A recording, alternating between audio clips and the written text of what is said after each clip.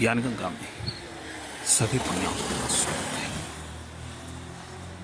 आज हम विषय पर चर्चा करेंगे कि विद्या क्या है, कितने प्रकार की होती है और इसका क्या फल है।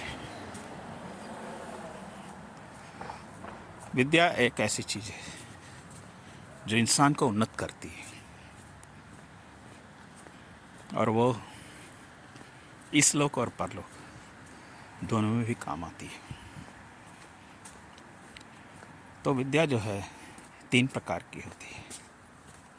एक है लौकिक विद्या, दूसरी है योग विद्या और तीसरी है ब्रह्म विद्या। तो लौकिक विद्या जो है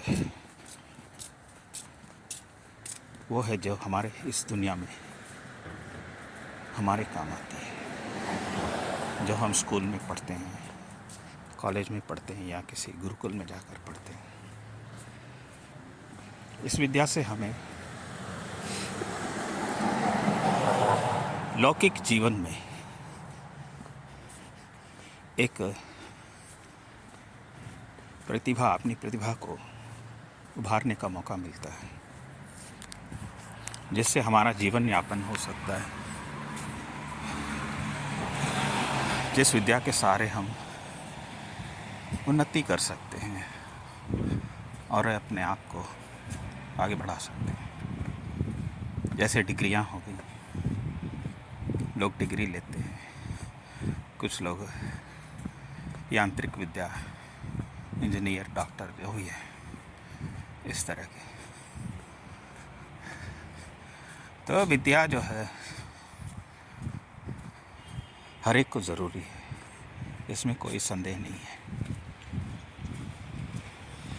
हमने एक सुभाषित माला में बचपन में पढ़ा था, जो आज तक मुझे याद है। विद्या ददाति विनयम, विनयम याति पात्रताम, पात्रताम धनवाप्नोति, धनात् धर्म तथा सुखम। इसका अर्थ यह है कि हमारे विद्या से हमें विनय आता है, नम्रता आती है। उस विनय से हमें पात्रता मिलती है, पात्रता का उपयोग करने से धन मिलता है और उस धन का उपयोग जब धर्म में लगाते हैं तो हमें सुख मिलता है। यह है इसका चक्र। तो आजकल लोग जो है विद्या तो पढ़ लेते हैं, धन भी कमा लेते हैं, लेकिन धर्म में रुचि नहीं रहती, जिसकी वजह से उन्हें सुख शांति नहीं मिलती, परेशान रहते हैं लोग। पैसा बहुत है, कमा भी रहे हैं, कहाँ खर्च हो रहा पता नहीं। तो ज़िंदगी जो है भंवर बन के रह जाती है। तो हमें विद्या का उपयोग, हमारे धन का उपयोग हमें सत्कर्म में लगाना चाहिए। जब हम सत्कर्म करते हैं तो ही हमें सुख मिलता है और शांति मिलती है। ये लौकिक विद्या है। इसके बाद आती है योग विद्या। योग विद्या जो है इंसान को उन्नत ले जाती है, लोक से, इस लोक से आगे की तरफ बढ़ाती है। यानी कि हम परलोक की तरफ भी यात्रा कर सकते हैं उस योग विद्या से। योग विद्या का बहुत सा विस्तार है, लेकिन हम सारा विस्तार तो नहीं जानते हैं, या यहाँ ज़रूरत नहीं है उतना कहने की। जितना ज़रूरत है उतना कहेंगे। जैसे कि उससे सिद्धियाँ मिलती हैं, अणिमा सिद्धि, लघिमा सिद्धि, परलोक गमन और भी बहुत सारी हैं। जैसे कि लोग बैठे बैठे दूसरी जगह का हालचाल समझ सकते हैं, देख सकते हैं। कुछ लोग जो इस दुनिया से चले गए उनको बुला सकते हैं, उनसे बात करा सकते हैं, अलग अलग जगह जाना। तो ये सारी सिद्धियां हैं जिनसे लोग इसका अलग अलग उपयोग करते हैं उसके हिसाब से। तो ये योग विद्या जो है, अगर इस योग विद्या को ब्रह्म विद्या में चला जाए, योग करते करते ब्रह्म विद्या में चले, तो फिर उसकी सद्गति भी हो जाएगी। वैसे आप योग विद्या कर लिए, आपने घूम लिया, कर लिया, बहुत सी सिद्धियां हैं, लेकिन अगर सिद्धियों का सही उपयोग नहीं किया तो फिर आपकी मुक्ति में बाधक बन जाएंगे।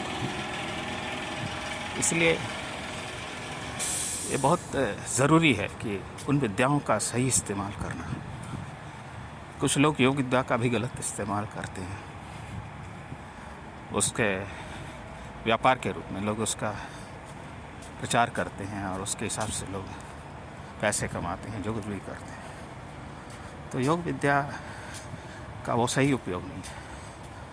योग विद्या का उपयोग है उससे हम आगे जाएं और हमारी गति ब्रह्म विद्या में।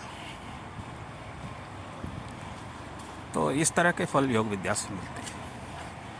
और ब्रह्म विद्या जो है, ब्रह्म को जानना, अपने आप को जानना, अपने अस्तित्व को पहचानना, हम क्या हैं, संसार क्या है, भगवान क्या है।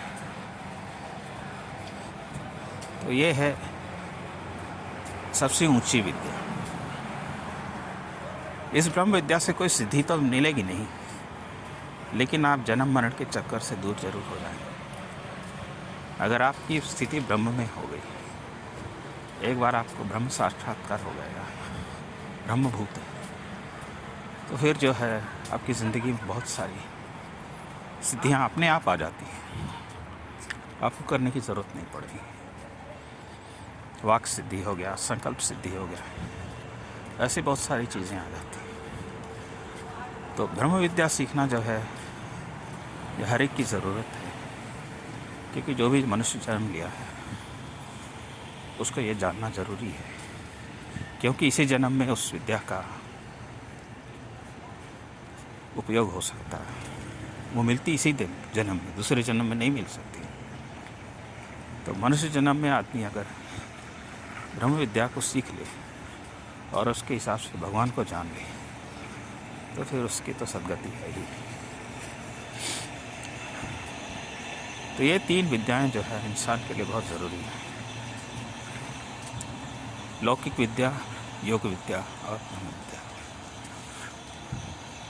तो मैं यही चाहूँगा कि लोग ब्रह्म विद्या में रुचि लें और ब्रह्म विद्या का किसी न किसी गुरु के सहारे, बिना गुरु के तो विद्या नहीं मिलती।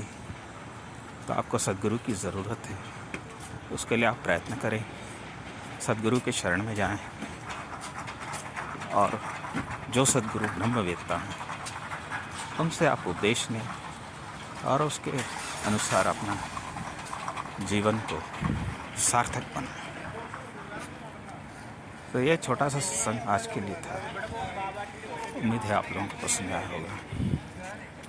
फिर किसी और सत्संग में, फिर किसी और विषय पे चर्चा करेंगे। तब तक के लिए हरि ओम।